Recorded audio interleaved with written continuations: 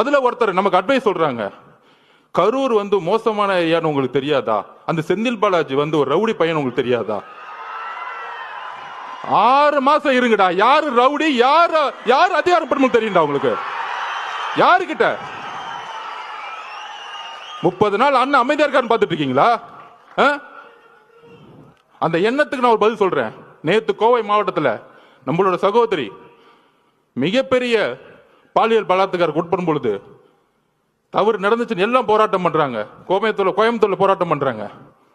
அதுக்கு உடனே திமுக ஆதரவாளர்கள், அந்த பொண்ணு ஏன் 11 மணிக்கு அங்க போச்சு? அறிவு இல்லையாடா திமுக காரங்களும்? அறிவு இல்ல? நீங்க எல்லாம் பெண் குழந்தைங்க பெற்றிருக்கீங்களா இல்லையா?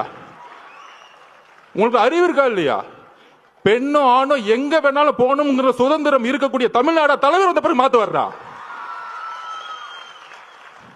அந்த மாதிரி தான் திமுக வாடகை வாய்கள் நமக்கு வந்து அட்வைஸ் பண்றாங்க. ஏன் கரூர் போனாங்க? திருட்டு பசங்களை பத்தி பேசாம நம்ம அட்வைஸ் பண்ணிட்டு இருக்காங்க. என்ன அரசியல் இது? உங்களோட கேவலமான வார்த்தைகள் பேச தெரியுமா? நீங்க தலைவர் அதுக்கான பயிற்சி எங்களுக்கு கொடுத்தது இல்ல, ஞாபகம் வச்சுக்கோங்க.